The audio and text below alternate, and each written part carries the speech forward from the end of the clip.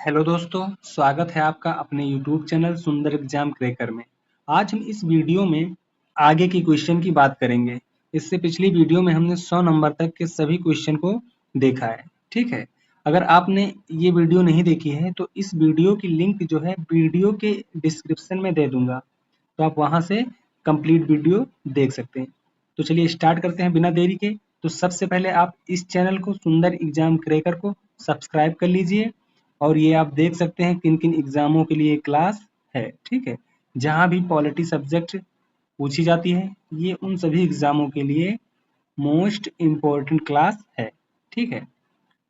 तो चलिए स्टार्ट करते हैं। पहला क्वेश्चन, भारतीय संविधान में संघीय व्यवस्था को किससे अपनाया गया है? यानी जो भारत का संविधान है उसमें जो संघीय व्यवस्था है उसको कहाँ से अपनाया गया है? तो उसको कहाँ से अपनाया गया है?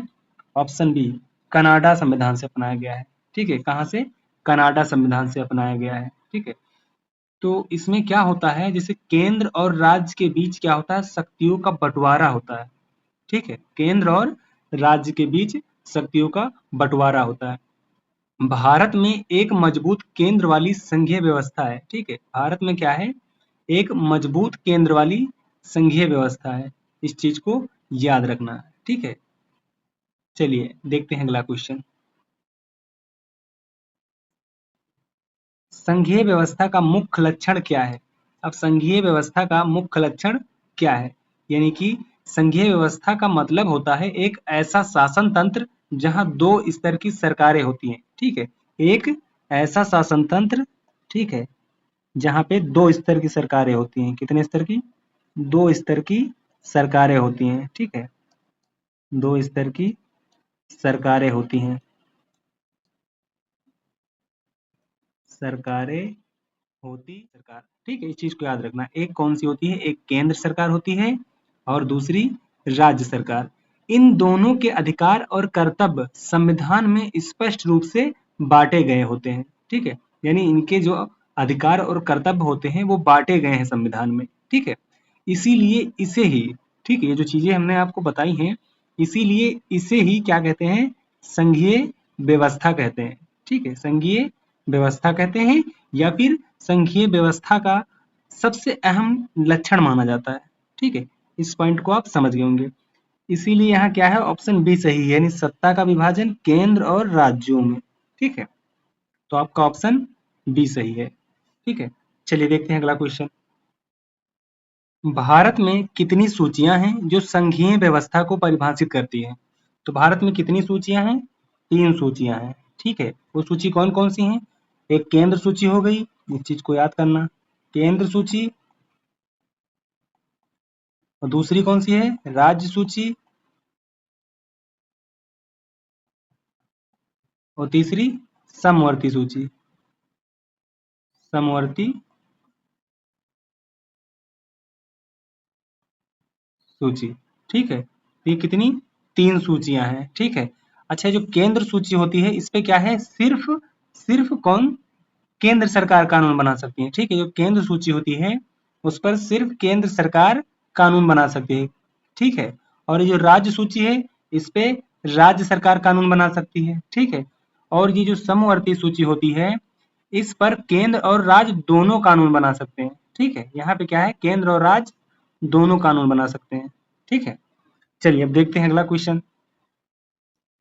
क्वेश्चन नंबर 4, ठीक है। निम्नलिखित में से कौन सी सूची केंद्र सरकार के अधिकार क्षेत्र में आती है? ठीक है। निम्नलिखित में से कौन सी सूची केंद्र सरकार के अधिकार क्षेत्र में आती है? तो कौन सी सूची होती है?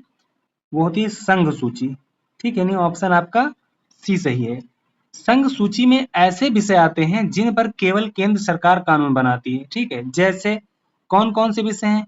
ठीक है, रक्षा, ठीक है, रक्षा की बात आए, विदेशी मामले, ठीक है, विदेशी मामले,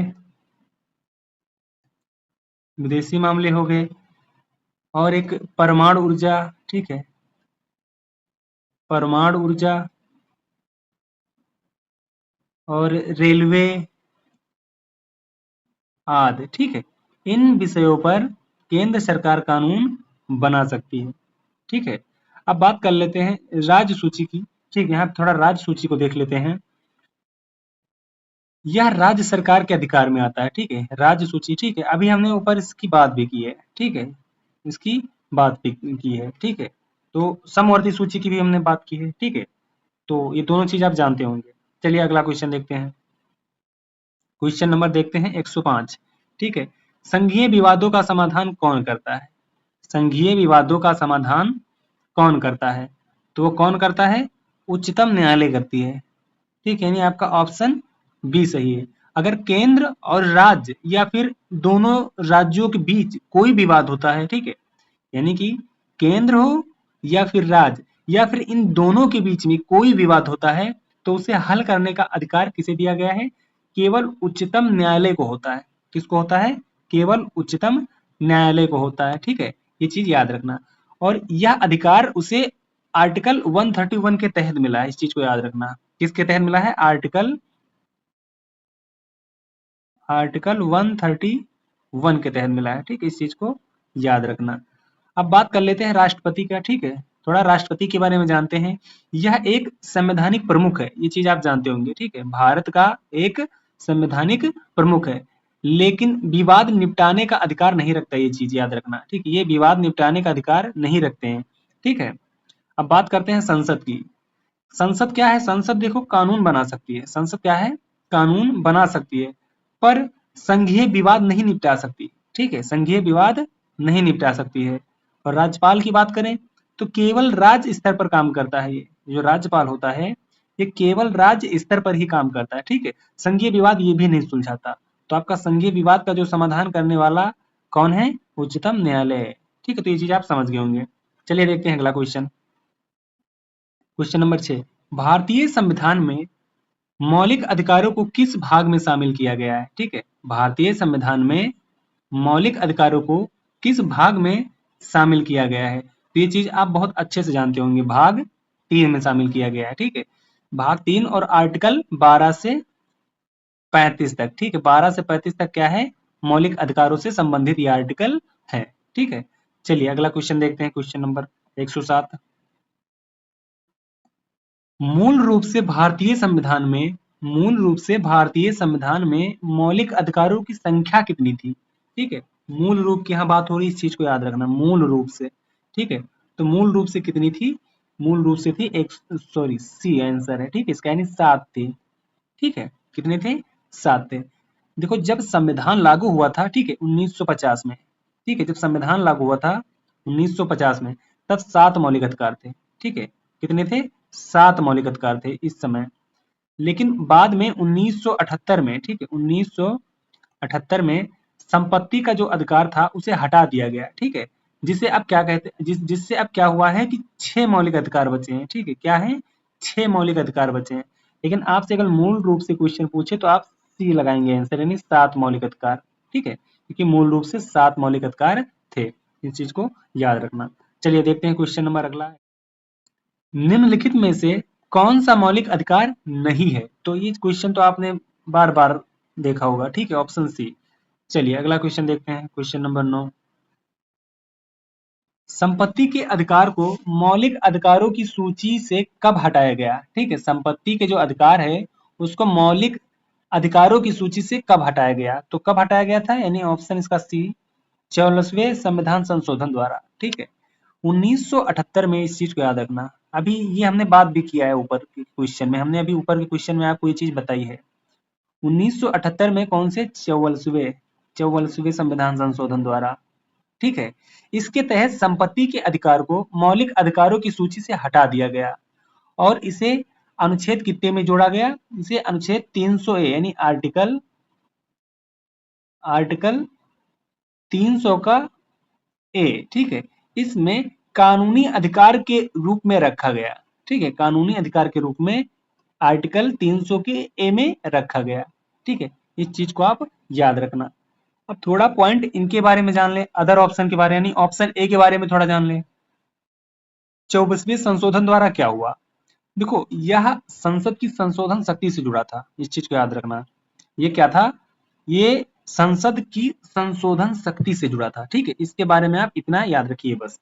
ऑप्शन बी की बात करें 42वें संविधान संशोधन, तो ये एक प्रकार से मिनी संविधान कहा जाता है, ठीक है। इसे आप याद रखना कि इसे क्या कहते हैं, मिनी संविधान भी कहा जाता है, ठीक है। और ऑप्शन डी की बात करें तो यह दल बदल कानून से संबंधित है, ठीक है। ये जो संशोधन है 52वां संशोधन, ये दल बदल कानून से संबंधित है, ठीक है, दल बदल कानून से।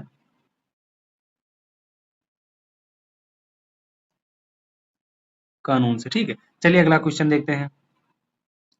मौलिक अधिकारों के उल्लंघन पर व्यक्ति सीधे किस न्यायालय में जा सकता है? तो किस न्यायालय में जा सकता है? उच्चतम न्यायालय में, ठीक है, उच्चतम न्यायालय में जा सकता है, ठीक है। चलिए अगला क्वेश्चन देखते हैं।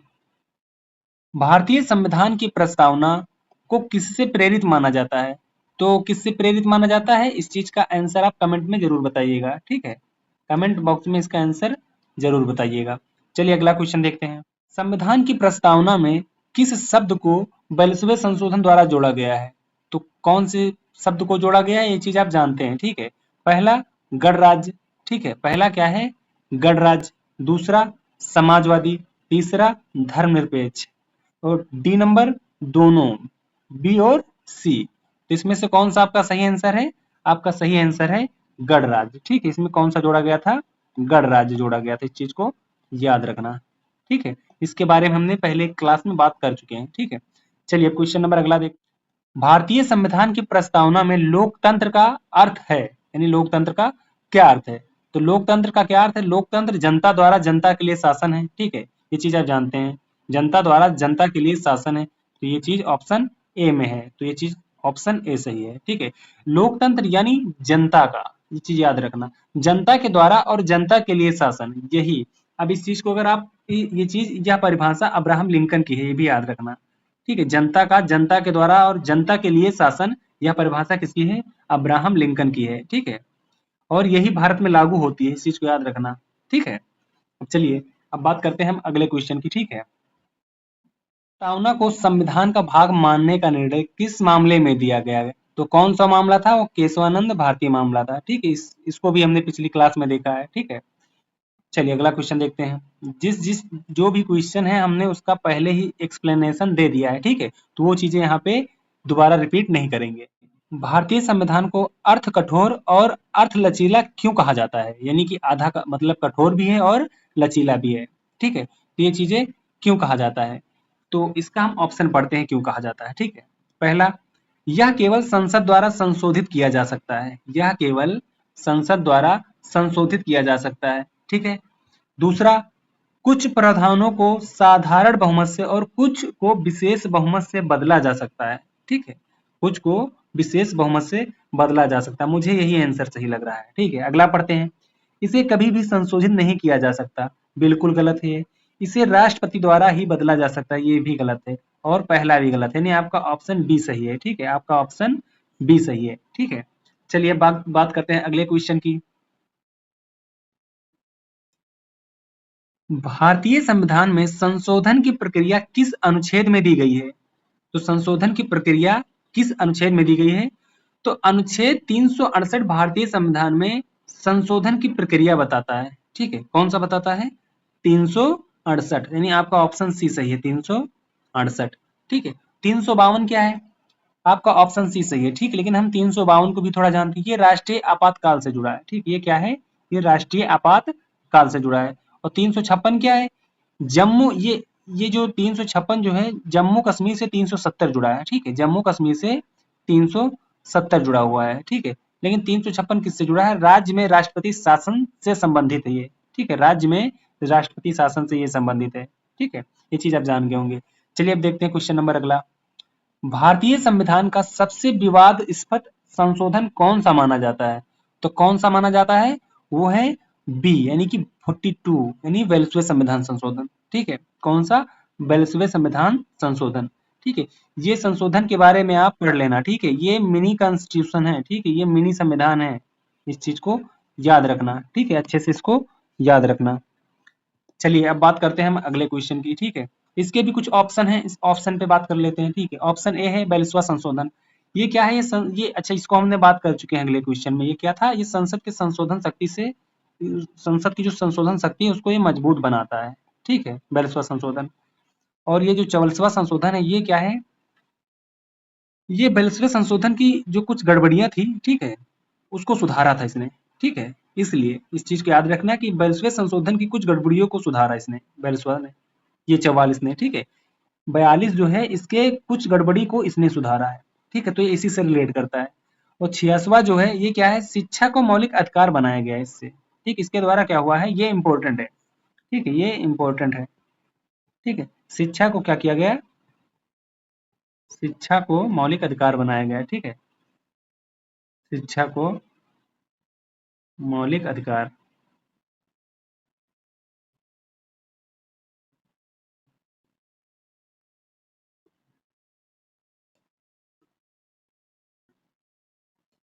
ठीक है, इस चीज को याद रखना, शिक्षा को क्या किया गया है?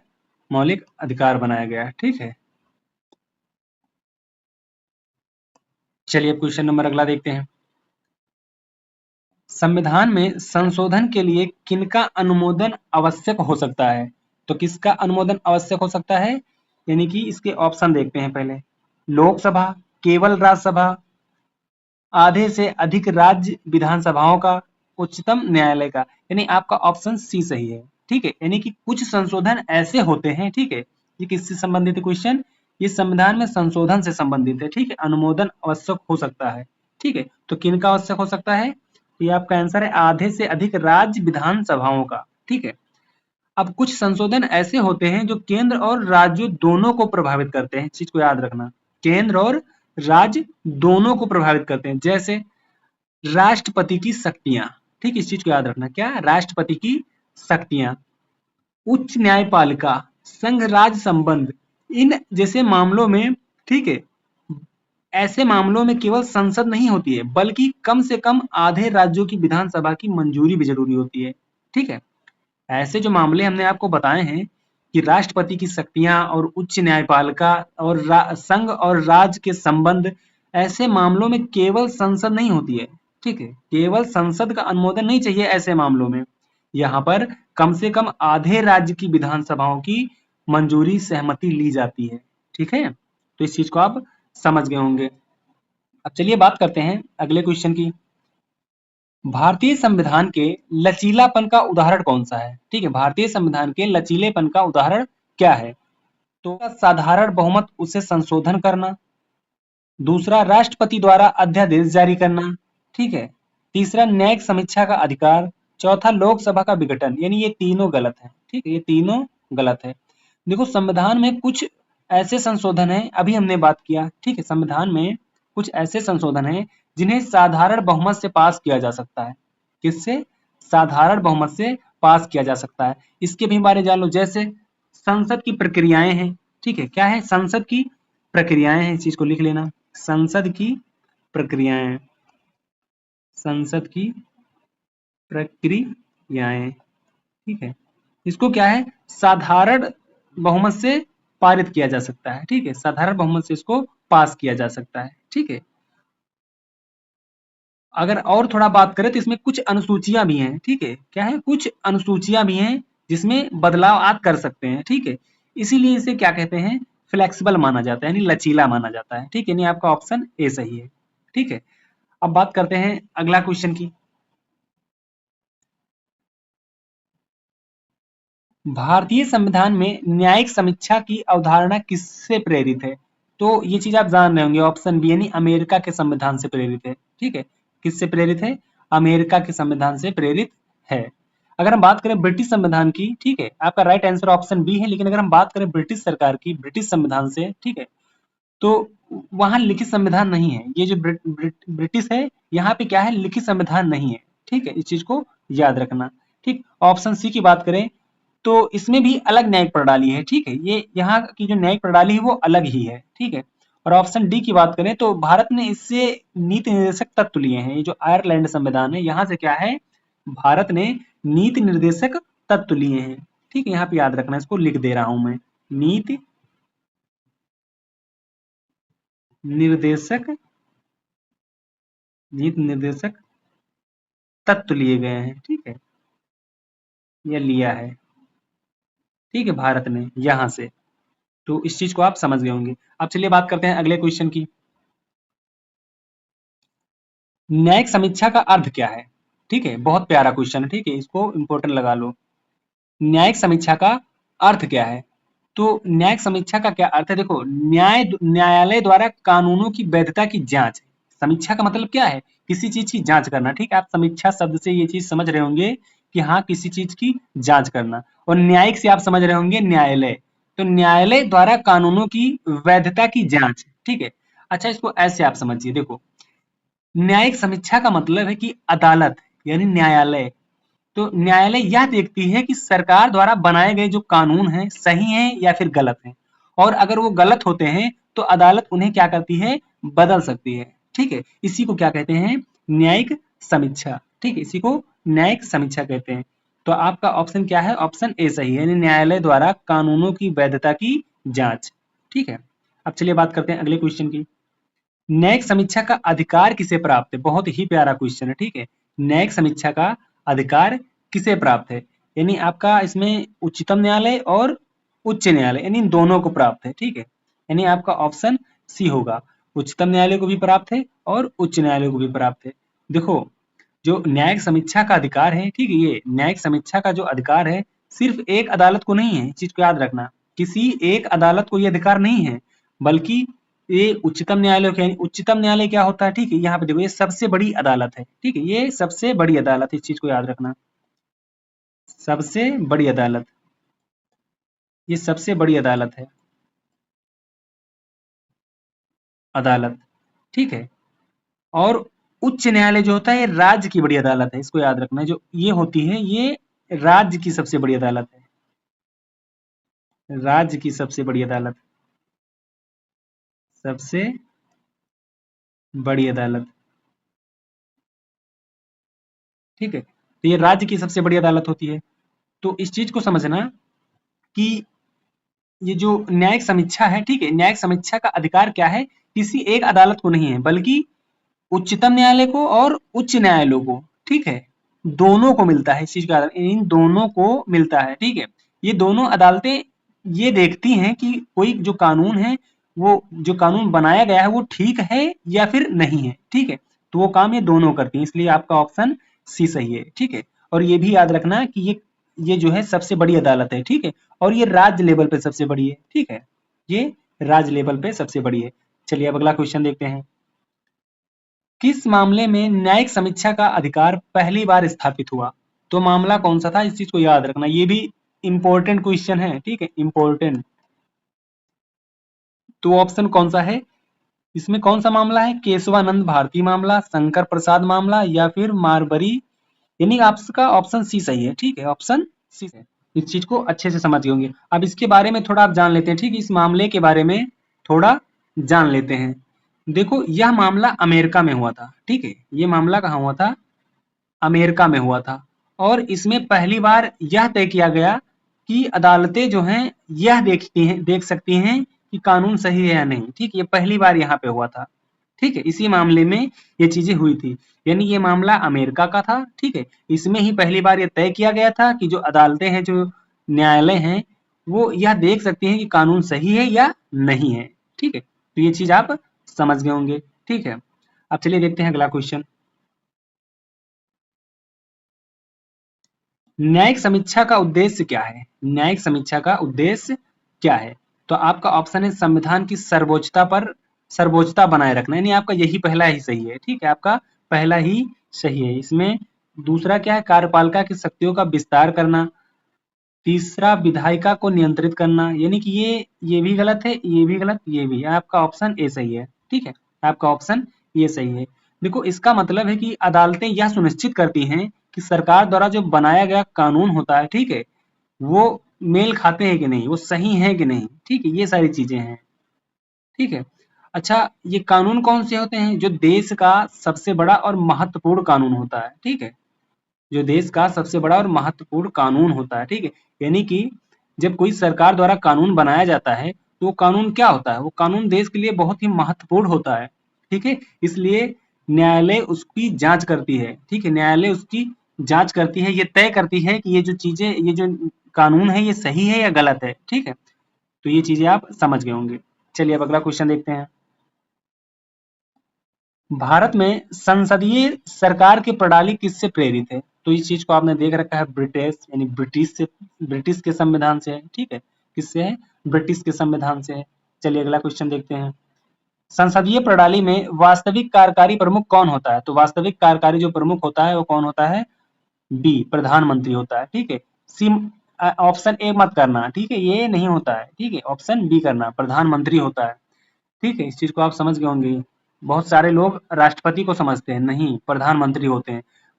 मंत्री पद जो होता है, ठीक है, यानी प्रधानमंत्री ही असली नेता होता है। ठीक है, प्रधानमंत्री ही असली नेता होता है। ठीक है, यही सरकार चलाते हैं। ठीक है, राष्ट्रपति बस एक शिष्टाचार के तौर पर काम करते हैं, इतना याद रखो। ठीक है, राष्ट्रपति क्या है? एक शिष्टाचार के तौर पे काम करते हैं। ठीक है, चलिए अगला क्वेश्चन देखते हैं। भारत में मंत्रिपरिषद किसके प्रति उत्तरदायी होती है? भारत में मंत्रिपरिषद, जो मंत्रिपरिषद होती है वो किसके प्रति उत्तरदायी होती है? तो मंत्रिपरिषद क्या है? मंत्रिपरिषद को लोकसभा के सामने जवाब देना पड़ता है। ठीक है, मंत्रिपरिषद देखो, मंत्रिपरिषद, मंत्री और उसके मंत्री होते हैं, जो प्रधानमंत्री होते हैं और उसके मंत्री होते हैं उसमें। जैसे हम आपको ऐसे समझाते हैं, देखो ये प्रधानमंत्री हैं, ठीक है, प्रधानमंत्री, ठीक है, और इनके कुछ मंत्री यहाँ पे होते हैं। ठीक है, कुछ मंत्री होते हैं।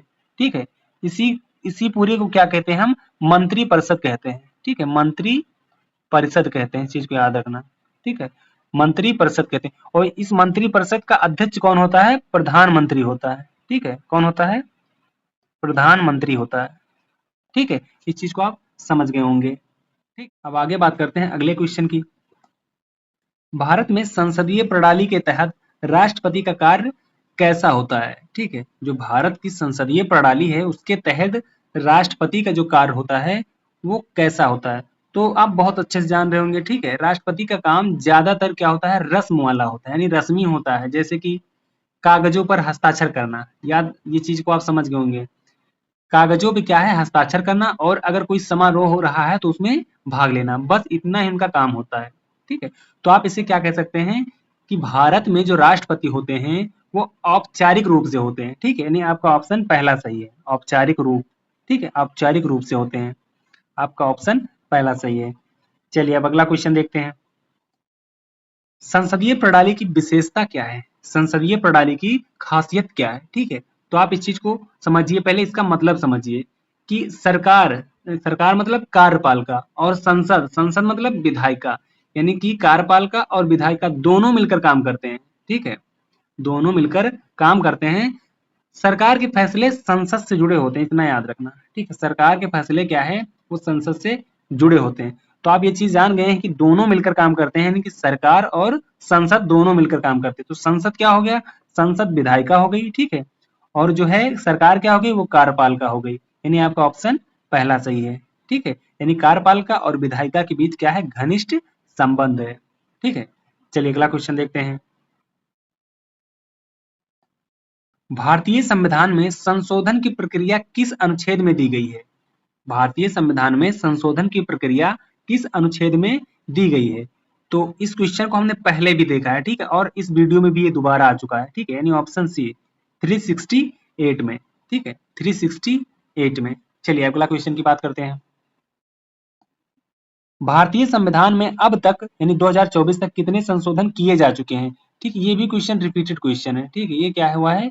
ये क्वेश्चन रिपीट हो गया है। ठीक है, तो आप इसको टिक लगा सकते हैं 2024 तक, 100 से 150। ठीक है, 100 से 150 ये आप कर सकते हैं। ठीक है, ठीक है, चलिए अब अगला क्वेश्चन देखते हैं।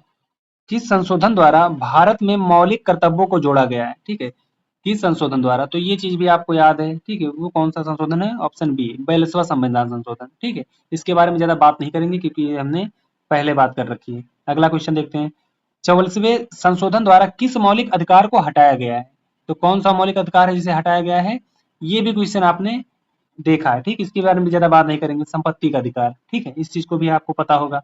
अगला क्वेश्चन, भारतीय संविधान में सबसे लंबा संशोधन कौन सा माना जाता है? तो ठीक है, ये भी क्वेश्चन आपको पता होगा, ऑप्शन बी, 42वें संविधान संशोधन को माना जाता है। ठीक है, चलिए अगला क्वेश्चन, जहां चीजें समझाने लायक होंगी हम वहां पे समझाएंगे, जो चीजें रिपीट हो रही हैं बार बार, ठीक है, उसको हम सिर्फ वन लाइनर के रूप में पढ़ के आगे चलेंगे। ठीक है, अगला क्वेश्चन, मौलिक कर्तव्यों को भारतीय संविधान में किस संशोधन द्वारा जोड़ा गया? ठीक है, तो संशोधन कौन सा, आप इसके बारे में पढ़ चुके हैं, बैलेसुआ। ठीक है, इसीलिए इसे क्या कहते हैं, मिनी संविधान संशोधन भी कहते हैं, मिनी संविधान के नाम से भी ये जाना जाता है। ठीक है, चलिए अब अगला क्वेश्चन देखते हैं, मौलिक कर्तव्य किस भाग में शामिल है? मौलिक कर्तव्य किस भाग में शामिल है? तो मौलिक कर्तव्य एक इम्पोर्टेंट पॉइंट है। ठीक है, ये इम्पोर्टेंट है, इसलिए थोड़ा इस पे हम चर्चा करते हैं। ठीक है, देखो, भारतीय संविधान में मौलिक कर्तव्य का जो भाग है वो क्या है, वो चार जो है, 4 के ए, ठीक है, 4 के ए में आता है। ठीक है, इस चीज को याद रखना है, यानी ऑप्शन ये आपका सी सही है, 4 के ए में आता है। ये कर्तव्य लोगों को यह सिखाते हैं, ठीक है, जो इसमें कर्तव्य है, मौलिक कर्तव्य, यह लोगों को यह सिखाते हैं कि हमें अपने देश और समाज के लिए कुछ अच्छे काम करने चाहिए। ठीक है, जो कि आज के समय में बिल्कुल नहीं होते हैं। ठीक है, लेकिन हमें मौलिक कर्तव्य यही सिखाते हैं। ठीक है, तो इस चीज को याद रखना, आपका ऑप्शन सी सही है। चलिए अगला क्वेश्चन देखते हैं, मौलिक कर्तव्यों की संख्या मूल रूप से कितनी थी? अगर हम मूल रूप की बात करें तो ऑप्शन सी सही है, यानी 10 थी। ठीक है, शुरू में भारतीय संविधान में मौलिक कर्तव्य की जो संख्या थी वो 10 थी। ये 10 कर्तव्य हमें अपने देश के ही प्रति क्या दिखाते हैं, अपनी जिम्मेदारी को दिखाते हैं। ठीक है, यानी हम जिम्मेदार होने चाहिए अपने देश के प्रति। ठीक है, इतनी हमें समझ होनी चाहिए, जिम्मेदारी को समझना चाहिए। ठीक है, चलिए अगला क्वेश्चन देखते हैं, मौलिक कर्तव्यों का पालन कराने के लिए कौन उत्तरदायी है? ठीक है, अभी तक आपने क्वेश्चन जितने भी देखे हैं वो सारे क्वेश्चन बहुत ही इंपॉर्टेंट हैं। ठीक है, वो किसी न किसी एग्जाम में आए हुए हैं। ठीक है, तो आप बहुत ध्यान से इस वीडियो को देखना। तो मौलिक कर्तव्यों का पालन कराने के लिए कौन उत्तरदायी होता है? तो कौन उत्तरदायी होता है? पहला ऑप्शन क्या है, न्यायपालिका। ठीक है, दूसरा ऑप्शन क्या है, कार्यपालिका। तीसरा क्या है, नागरिक स्वयं। यानी ये चीज आपको कंफ्यूज कर रही होंगी कि न्यायपालिका है कि कार्यपालिका है कि नागरिक स्वयं है। देखो, मौलिक कर्तव्यों को हम यानी कि नागरिक, इस चीज को समझना, हम अपनी बात करें या आप लोगों की बात करें तो इस चीज को ऐसे समझना, यानी कि मौलिक कर्तव्यों को हम यानी सीधा नागरिक, ठीक है, खुद पालन करते हैं कि नहीं? हम आपसे कोई चीज मनवा नहीं सकते, हम कुछ कोई चीज कहें आपसे, आप खुद करना चाहेंगे तभी करेंगे ना। तो इसी प्रकार मौलिक कर्तव्यों को हम यानी नागरिक खुद पालन करते हैं। इसका मतलब क्या है? इसका मतलब कि हमें खुद की यानी कि खुद ही एक सुनिश्चित करना है, यानी हमको ही यह सुनिश्चित करना है कि हम अपनी जिम्मेदारी जो है ये मेरी, इसे हम निभा पा रहे हैं कि नहीं, हम इसे निभाएंगे कि नहीं। यानी आपका ऑप्शन सी सही है। ठीक है, यानी कि ये स्वयं आपको डिसीजन लेना होता है कि आप इसकी जिम्मेदारी निभा रहे हैं या नहीं। ठीक है, चलिए अब अगला क्वेश्चन देखते हैं, किन संशोधन द्वारा 11वां मौलिक कर्तव्य जोड़ा गया? तो संशोधन कौन सा था जिसके द्वारा 11वां मौलिक कर्तव्य जोड़ा गया था? ठीक है, तो ये चीज आपको पता होगा, अच्छे से ही पता होगा, कौन सा, 86वां संविधान संशोधन। ठीक है, इसी के बाद एक और मौलिक कर्तव्य जोड़ा गया था। ठीक है, अच्छा वो कर्तव्य कौन सा था? ठीक है, वो कर्तव्य था जो बच्चों को शिक्षा प्राप्त करने का अधिकार देता है। क्या देता है? बच्चों को शिक्षा प्राप्त करने का अधिकार देता है। कितने से कितने? 6 से 14 वर्ष तक। ठीक है, 6 से 14 वर्ष तक। चलिए अगला क्वेश्चन देखते हैं, भारतीय संविधान में मौलिक अधिकार किस भाग में शामिल है? भारतीय संविधान में जो मौलिक अधिकार है वो भाग 3 में शामिल है, आपको भी पता है। ठीक है, किस में शामिल है? भाग 3 में शामिल है। चलिए अगला क्वेश्चन देखते हैं, मौलिक अधिकारों को किससे प्रेरित माना जाता है? तो मौलिक अधिकारों किससे प्रेरित माना जाता है? वो अमेरिका के संविधान से। ठीक है, किससे? अमेरिका के संविधान से। चलिए अगला क्वेश्चन देखते हैं, भारतीय संविधान में मौलिक अधिकारों की कुल संख्या कितनी है? भारतीय संविधान में मौलिक अधिकारों की कुल संख्या 6 है। ठीक, ये रिपीटेड। अगला क्वेश्चन देखते हैं, किस अनुच्छेद के तहत मौलिक अधिकारों के उल्लंघन पर न्यायालय में याचिका दायर की जा सकती है? तो कौन सा है? आर्टिकल 32 है। ठीक, ये भी रिपीटेड क्वेश्चन है, इससे आप समझ सकते हैं कि आपका रिवीजन भी हो रहा है। ठीक है, हमने वो जो क्लास हम लेते हैं उसमें से भी जो इम्पोर्टेंट क्वेश्चन होता है ना, उसको हम अगले की क्लास में ऐड कर देते हैं ताकि वो क्वेश्चन रिपीट हो जाए। ठीक है, चलिए अगला क्वेश्चन देखते हैं, कौन सा मौलिक अधिकार 44वें संशोधन द्वारा समाप्त किया गया? ठीक है, तो ये भी आप समझ रहे होंगे, संपत्ति का अधिकार। ठीक है, संपत्ति का जो अधिकार है इसे समाप्त किया गया था। ठीक है, चलिए अगला क्वेश्चन देखते हैं, भारतीय संविधान में मौलिक अधिकारों पर प्रतिबंध लगाने का अधिकार किसे है? भारतीय संविधान में मौलिक अधिकारों पर प्रतिबंध लगाने का अधिकार किसे है? तो किसे है? ऑप्शन पहला, संसद को है। ठीक है, अच्छा अब इस चीज को थोड़ा समझते हैं, ये स्थिति समझते हैं। देखो, अगर कोई ऐसी स्थिति हो जाए, ठीक है, अगर कोई ऐसी स्थिति हो जैसे मान लो देश में संकट हो, ठीक है, तो संसद को मौलिक अधिकारों पर कुछ सीमा लगाने का अधिकार होता है, ठीक, इस चीज को याद रखना। जब देश में संकट हो तो संसद को मौलिक अधिकारों पर कुछ सीमा लगाने का अधिकार होता है। इसका मतलब यह है कि सरकार कुछ समय के लिए, ठीक है, यानी वो हमेशा के लिए नहीं कर सकती, इस चीज को याद रखना, कुछ समय के लिए लोगों के कुछ अधिकारों को रोक सकती है, ठीक है, कुछ अधिकारों को, इतना याद रखना। तो आपका ऑप्शन पहला सही है, ठीक है। चलिए अगला क्वेश्चन देखते हैं। आपातकाल की स्थिति में मौलिक अधिकारों पर किस अनुच्छेद के तहत रोक लगाई जा सकती है? तो अनुच्छेद कौन सा है? 352, यानी ऑप्शन सी सही है आपका, 352। देखो आप इसको थ्री ऐसे समझिए, देखो अगर देश में आपातकाल यानी इमरजेंसी हो तो राष्ट्रपति क्या करते हैं, देश में मौलिक अधिकारों को रोक सकते हैं, ठीक है, देश में क्या है, मौलिक अधिकारों को रोक सकते हैं, ठीक है। और ये चीज कहाँ दिया गया है, ये सारी चीजें कहाँ दिया गया है, आर्टिकल 352 में दिया गया है, ठीक है, आर्टिकल 352 में दिया गया है, ठीक। चलिए अगला क्वेश्चन देखते हैं। किस मामले में सुप्रीम कोर्ट ने सुप्रीम कोर्ट ने कहा कि संसद मौलिक अधिकारों को पूरी तरह समाप्त नहीं कर सकती, ठीक है। तो किस मामले में कहा गया है, तो पहला मामला जो है गोलकनाथ मामला है, ठीक है, दूसरा जो है वो केशवानंद भारती मामला है, ठीक है, और तीसरा जो है शंकर प्रसाद मामला है, और ये मिनर्वा मिल्स मामला, ठीक है। यानी आपके ये दोनों ऑप्शन गलत हैं, आपका ऑप्शन बी सही है, ठीक है, पहला भी गलत है, ठीक है, पहला भी गलत है, ये मामला सही है, यानी ऑप्शन बी आपका सही है, ठीक है। इस मामले में सुप्रीम कोर्ट ने कहा था कि संसद मौलिक अधिकारों को पूरी तरह से खत्म नहीं कर सकता, ठीक है, इसी केस में कहा था, ठीक। और ये भी बताया था क्यों नहीं खत्म कर सकते, क्योंकि ये जो हैं ये अधिकार नागरिकों के लिए बहुत जरूरी है, ठीक है, इसलिए आप इस अधिकार को खत्म नहीं कर सकते हैं, ठीक है। तो इसी मामले में बताया था सुप्रीम कोर्ट ने, ठीक है। चलिए अगला क्वेश्चन देखते हैं। संविधान में मौलिक अधिकारों पर कौन से प्रतिबंध लगाए जा सकते हैं? संविधान में मौलिक अधिकारों पर कौन से प्रतिबंध लगाए जा सकते हैं? ठीक है, तो इसके ऑप्शन पहले देखते हैं। सार्वजनिक व्यवस्था, नैतिकता, राज्य की सुरक्षा, यानी ये तीनों लगाए जा सकते हैं, ठीक है। ये क्या है, ये तीनों लगाए जा सकते हैं। देखो इसका ऑप्शन जो है ऑप्शन डी सही है, ठीक है, यानी कि उपर्युक्त सभी, ठीक है।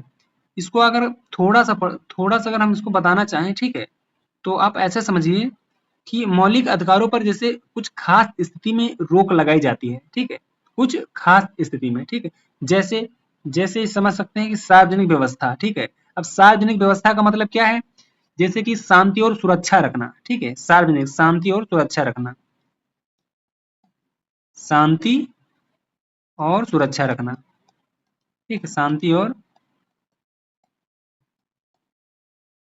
सुरक्षा रखना, ठीक है,